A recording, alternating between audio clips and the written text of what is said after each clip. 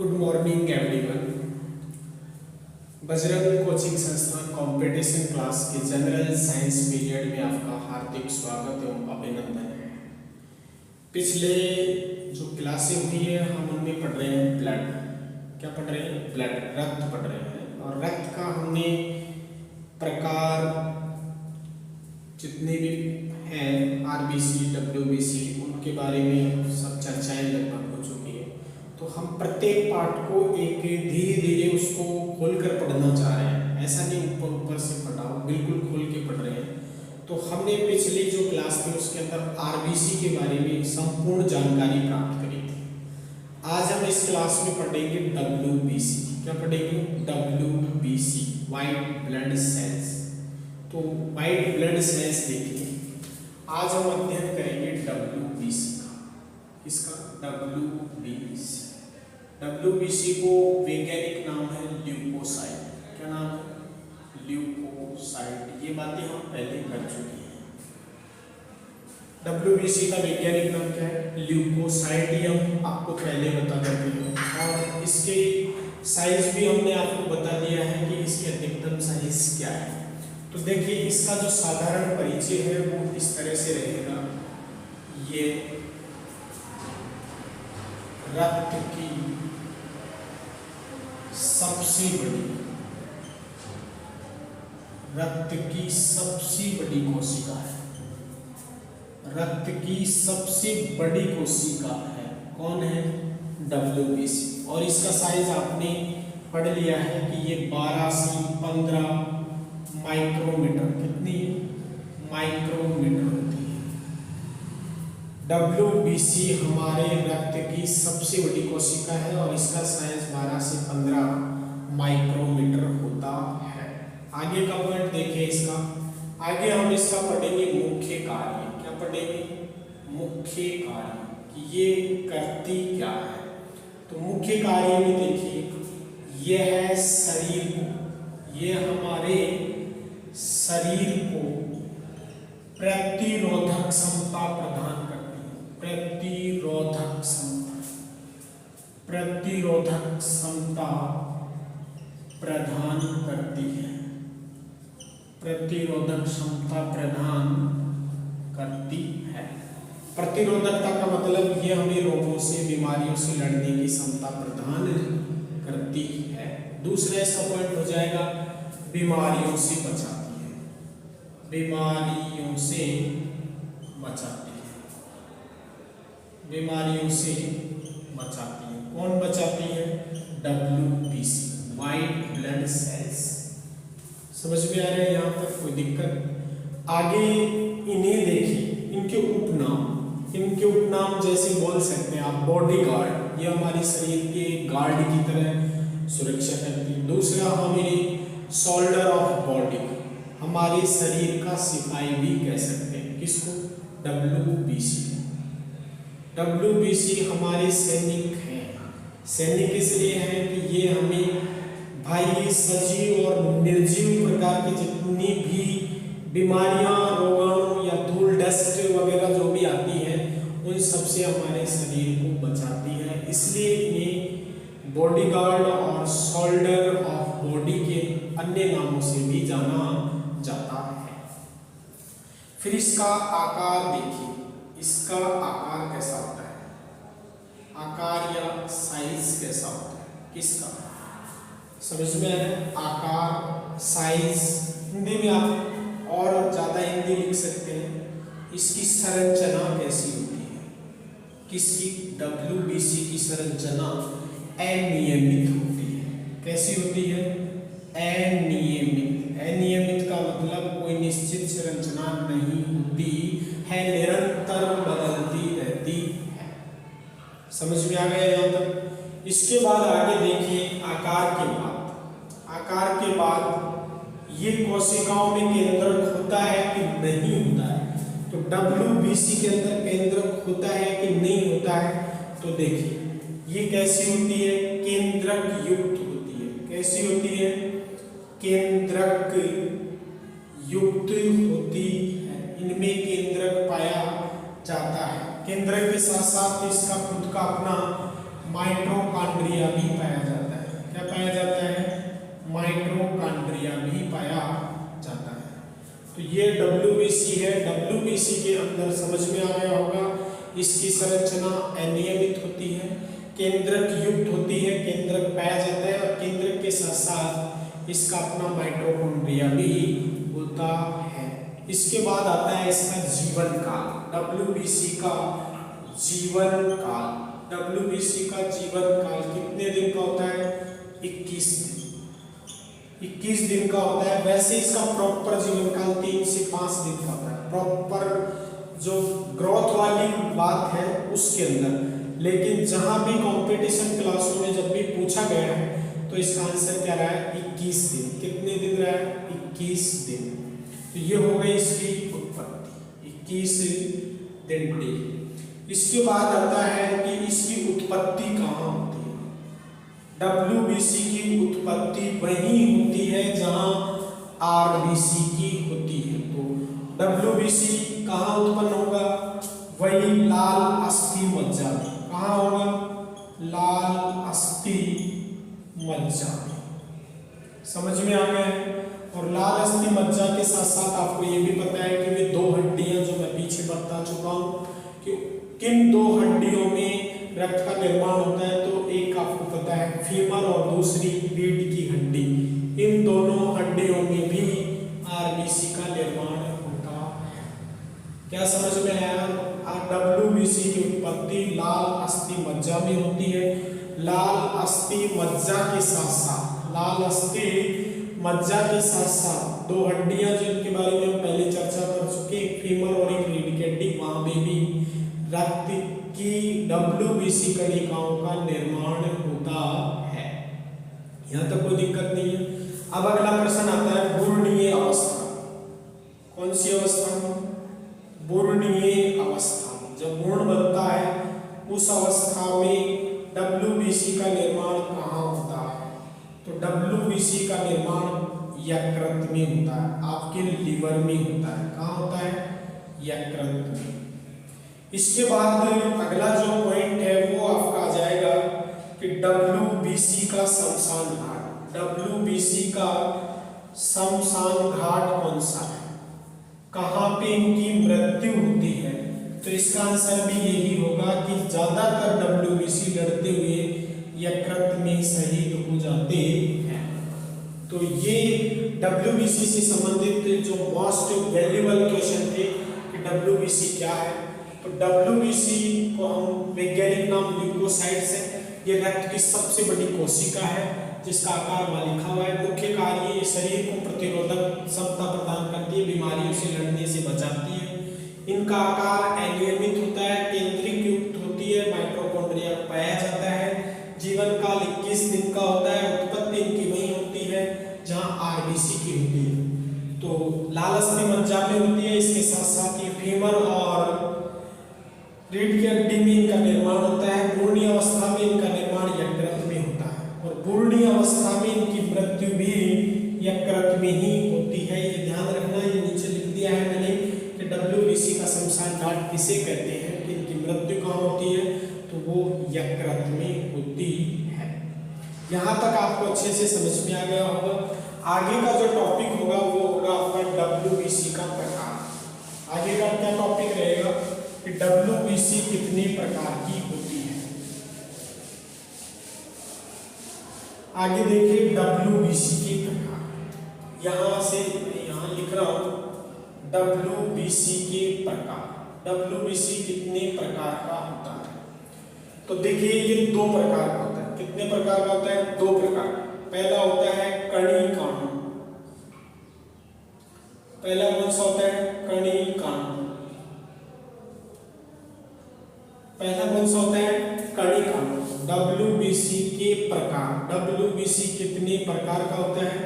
तो आपको ध्यान रहे कि ये 2 प्रकार का होता है। एक कणिकाणु, एक का होता है कणिकाणु और दूसरा जो होता है वो मैं यहाँ लिख रहा हूँ, वो होता है अकणिकाणु।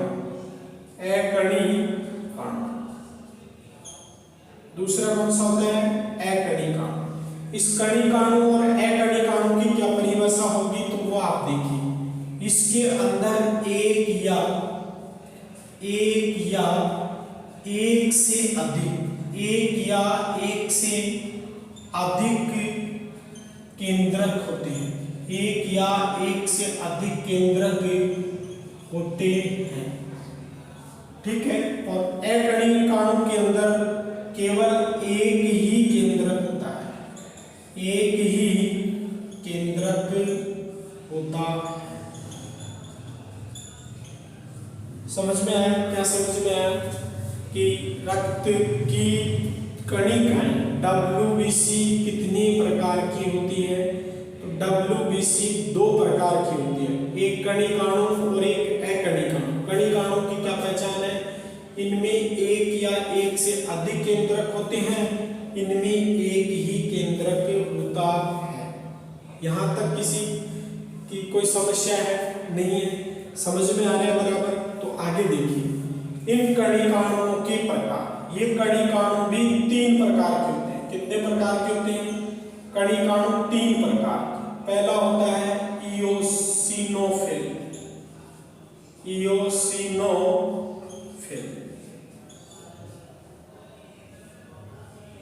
ये आपका पहला प्रकार है, समझ में आ गया?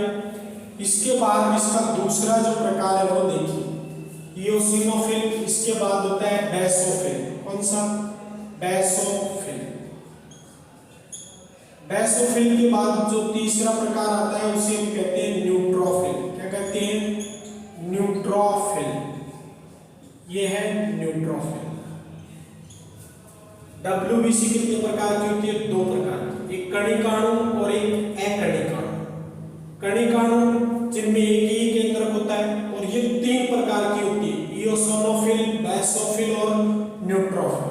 तीनों का समझ में आ गया है। इसके बाद अकणिकाणु।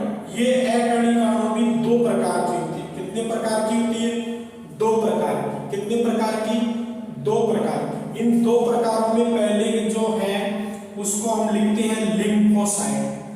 क्या लिखते हैं? लिम्फोसाइट। और दूसरा जो प्रकार है हम उसको लिखते हैं मोनोसाइट। क्या लिखते हैं? मोनोसाइट। ये आपका हो जाएगा मोनोसाइट। तो हम किसकी बात कर रहे हैं बेटा? WBC की। WBC कितने प्रकार का होता है? तो WBC दो प्रकार का होता है, एक कणिकाणु और एक अकणिकाणु। इन दोनों की पहचान ये हो गई है। इसके बाद कणिकाणु कितने प्रकार के होते हैं? तीन प्रकार। कितने प्रकार के होते हैं? तीन प्रकार। तो तीनों प्रकार आपके ये हो गए हैं, इओसिनोफिल, बेसोफिल, न्यूट्रोफिल। और कणिकाणु होते हैं दो प्रकार।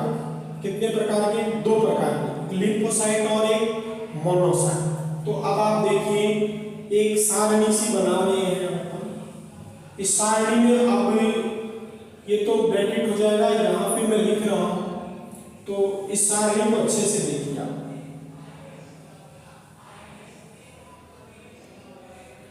पहला देखिए इनमें कितने केंद्रक होते हैं। तो मैं यहाँ आपको एक के तौर पर लिख सकता हूँ केंद्रकों की संख्या। केंद्रकों की संख्या की इनमें कितने केंद्रक पाए जाते हैं। समझ में आ रहा है? तो पहले इओसिनोफिल, दूसरा बेसोफिल और तीसरा है न्यूट्रोफिल। तो देखिए बेसोफिल के अंदर दो केंद्रक होते हैं। बेसोफिल में कितने केंद्रक होते हैं? दो केंद्रक होते हैं। बेसोफिल में दो केंद्रक होते हैं। इसके बाद जो बेसोफिल में, सॉरी इओसिनोफिल में भी दो केंद्रक होते हैं, कोई दिक्कत नहीं है। बेसोफिल में भी दो केंद्रक होते हैं, दोनों में दो दो केंद्रक होते हैं। बेसोफिल में भी दो केंद्रक होते हैं और इओसिनोफिल में भी दो केंद्रक होते हैं, दोनों में दो दो केंद्रक होते हैं। इसके बाद आता है न्यूट्रोफिल। न्यूट्रोफिल के अंदर क्या होता है? देखिए ये बहुकेंद्रीय होता है। बहुकेंद्रीय। बहुकेंद्रीय का अर्थ आप समझ गए कि बहुत सारे केंद्र पाए जाते हैं। समझ में आ गया होगा यहाँ तक कि ये बहुकेंद्रीय है, ये द्विकेंद्रीय है, इनमें दो दो केंद्र पाए जाते हैं। इसके अंदर तीन केंद्र, सॉरी दो से अधिक, जिसे हम क्या लिखते हैं? बहुकेंद्रीय पाए जाते हैं। बहुकेंद्रीय होता है कौन? न्यूट्रोफिल। इसके बाद देखिए जो अगला अपना इसी में पॉइंट जोड़ा है वो है साइज। इन सब का साइज क्या है, इन सब का साइज क्या है। इधर आप लिखो जैसे एकणिकाओं पे पढ़ रहे हो तो इनमें एक केंद्र होता है, कितना होता है, एक केंद्र। इसमें भी नीचे एक केंद्र आएगा और ये क्या होता है, एक केंद्र की होता है। इसके बाद देखिए साइज, आकार में इनकी साइज कितनी होगी, तो इओसिनोफिल की साइज 12 से 15 माइक्रो एम्पियर, इसकी भी 12 से 15 होती है और इसका साइज भी 12 से 15 होता है। यहां तक समझ में आ गया कि तीनों के साइज में कोई अंतर नहीं। लेकिन जैसे ही एकणिकाओं में हम लिम्फोसाइट का साइज याद करते हैं तो इसका साइज होता है 6 से 12 माइक्रोमीटर। इसके बाद आता है आपका मोनोसाइट, और मोनोसाइट का साइज कितना बड़ा होता है पता है आपको, ये होता है 12 से 20 माइक्रोमीटर। क्या होता है, 12 से 20 माइक्रोमीटर। यहां तक आपको अच्छे से समझ में आ गया होगा। हमने दो चीजें पढ़ी, केंद्रकों की संख्या, इन सभी कणिकाओं में कितने केंद्रक होते हैं, फिर हमने इसके बाद पढ़ा है कि इनका साइज क्या होता है। तो इनमें ये साइज हो गया। साइज के बाद हम आगे इनमें पढ़ेंगे कि इनकी मात्रा कुल WBC का कितना परसेंट होती है।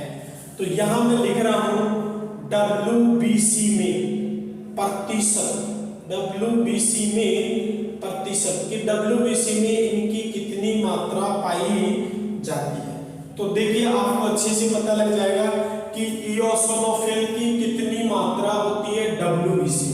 तो इओसिनोफिल की जो मात्रा होती है वो होती है 2 से 4%। कितने परसेंट होती है, 2 से 4% मात्रा में इओसिनोफिल पाया जाता है। किसमें, WBC में। किसके अंदर पाया जाता है, WBC में। इसके बाद आता है बेसोफिल। क्या आता है, बेसोफिल। और बेसोफिल कितनी मात्रा में पाया जाता है, तो बेसोफिल 0 से लेके 1% तक पाया जाता है।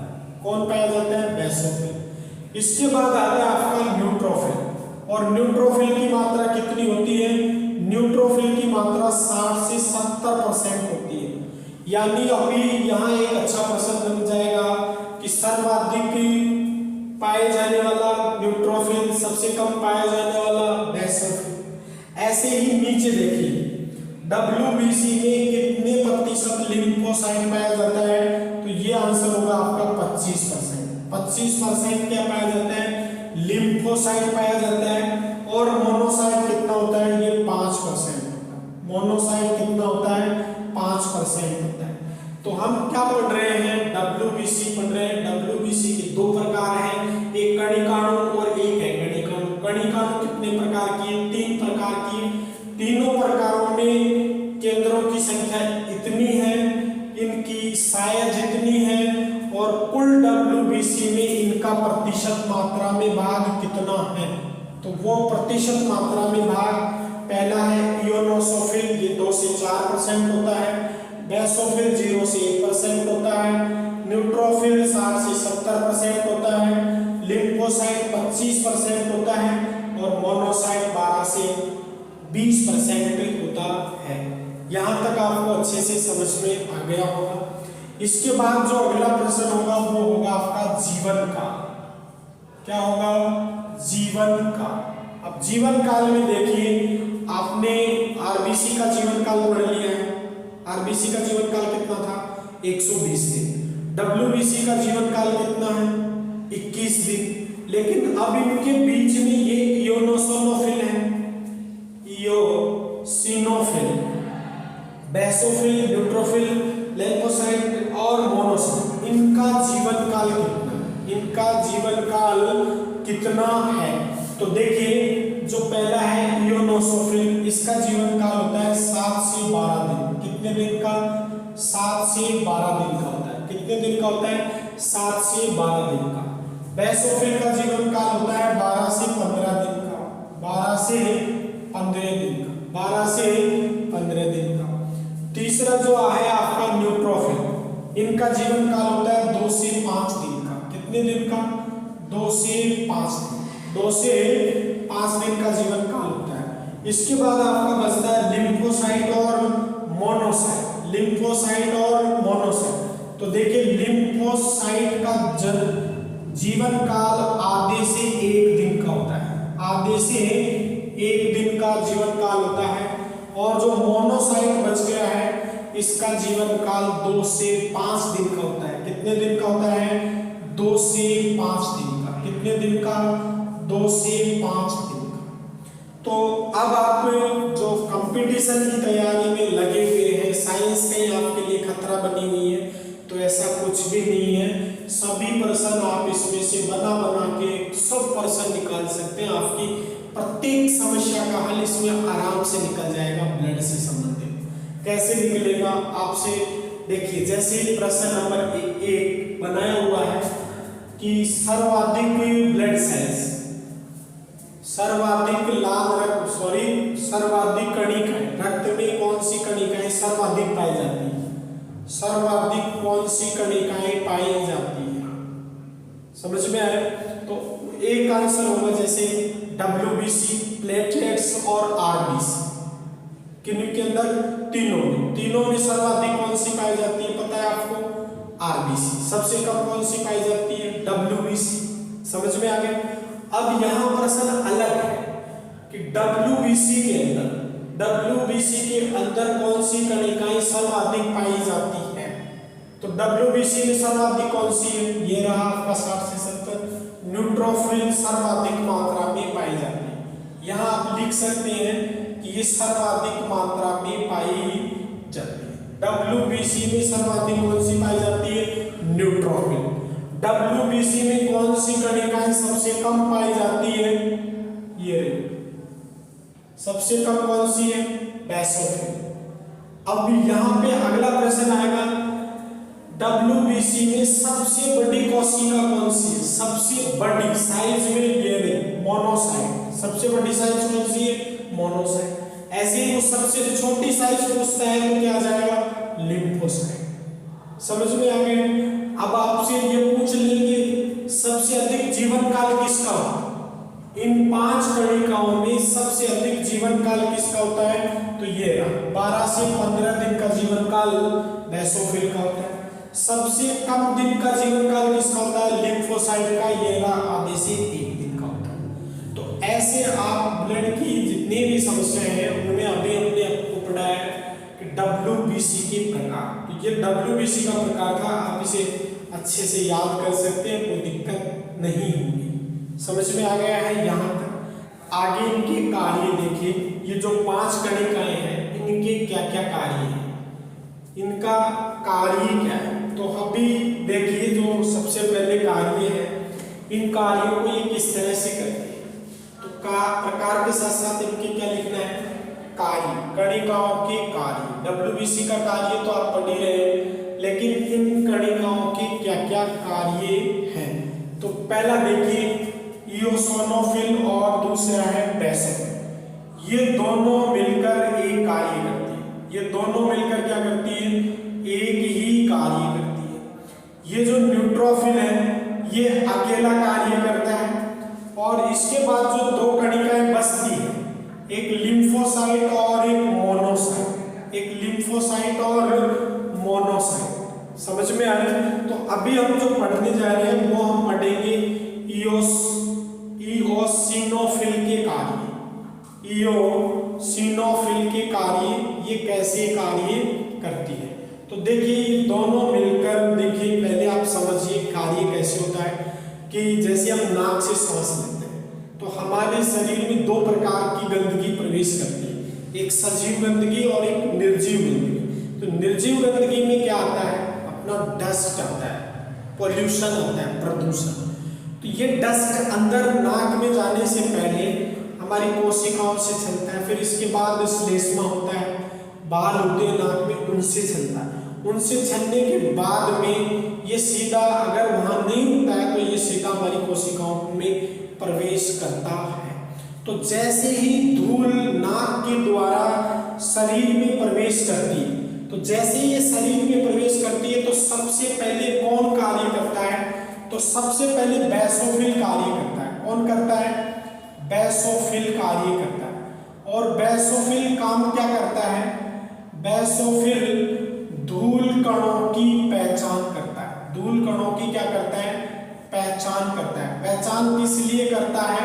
आपको मैंने समझाया कि सजीव और निर्जीव दो प्रकार से काम करता है। तो ये इयोनोसोफिल और बेसोफिल दोनों कार्य करते हैं। जैसे ही डस्ट अंदर जाती है तो बेसोफिल सबसे पहले धूल की क्या करता है? पहचान करता है। और पहचान करते ही एक प्रोटीन निकालता है। क्या निकालता है? एक प्रोटीन निकालता है और उस प्रोटीन का नाम है हिस्टामिन। हिस्टामिन नाम की एक प्रोटीन निकालता है। ये एक प्रोटीन उत्सर्जित करता है। ये हिस्टामिन प्रोटीन करता क्या है? ये हिस्टामिन प्रोटीन धूल के कणों को रोकने के लिए, अब ये तो पहचान करने का कार्य है, पहचान कर ली है। फिर इसके बाद इसका कार्य सैनिक की तरह है, सेना को तैयार करना होता है। तो ये हिस्टामिन क्या करता है? ये ऊर्जा देता है। क्या देता है? ऊर्जा देता है। और ये ऊर्जा देकर के क्या करता है? इयोसिनोफिल को लड़ने के लिए तैयार करता है। इयोसिनोफिल को क्या करता है?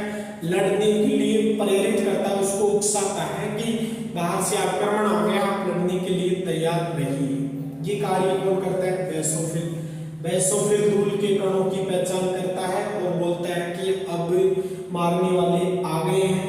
जैसे ही मारने वाले आते हैं तो ये हिस्टामिन नामक प्रोटीन बनाता है। ये प्रोटीन ऊर्जा क्या देता है? ऊर्जा, एनर्जी देता है। और एनर्जी किसको देता है? इयोसिनोफिल को, और उसे लड़ने के लिए प्रेरित करता है। समझ में आ गया?